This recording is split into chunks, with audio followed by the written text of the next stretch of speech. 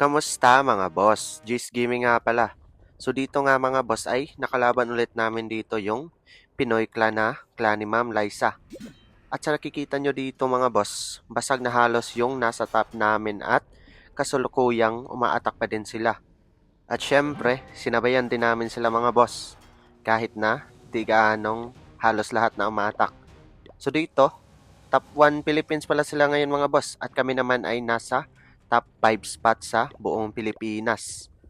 Siyempre, aatak din tayo dito mga boss. At ito na yung aatakin natin, si Pinoy Habibi, since siya naman yung recommended na aatakin. So sa base na to mga boss, ay gagamitan natin ng Army ni Stars sa Legend League niya.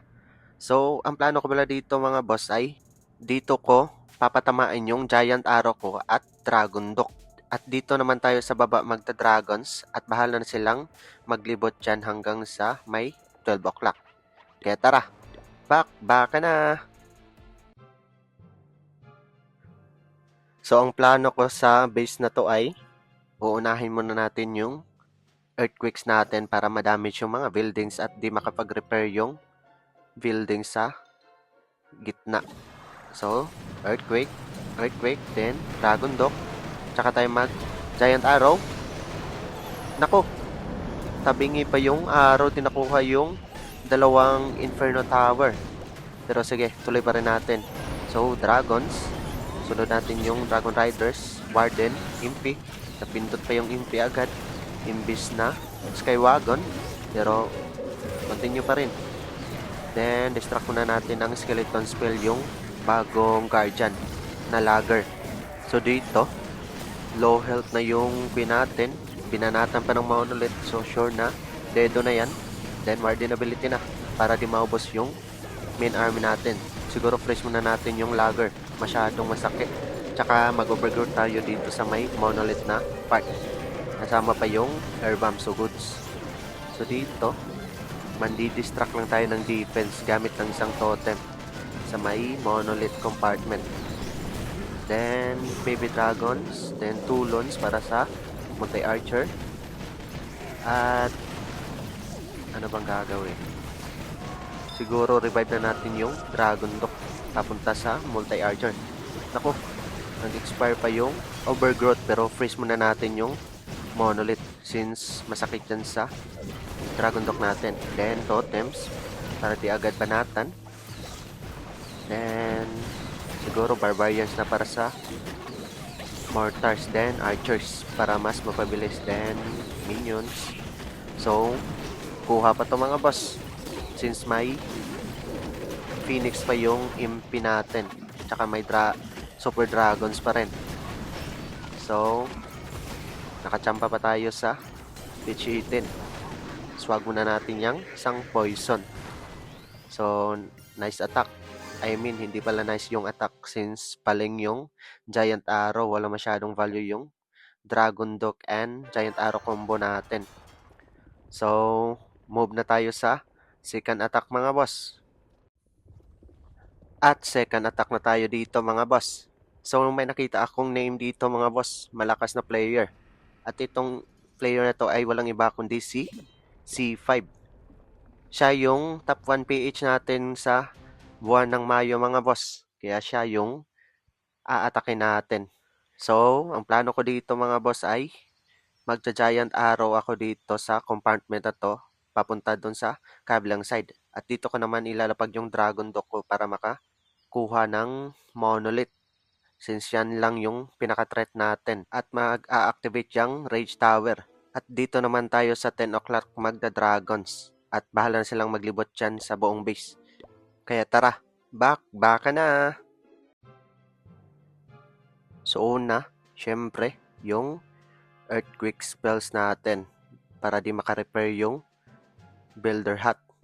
So, 2 earthquakes muna tayo dito sa may Rage Tower. Then, dito naman sa may Monolith yung dalawa. Giant Arrow.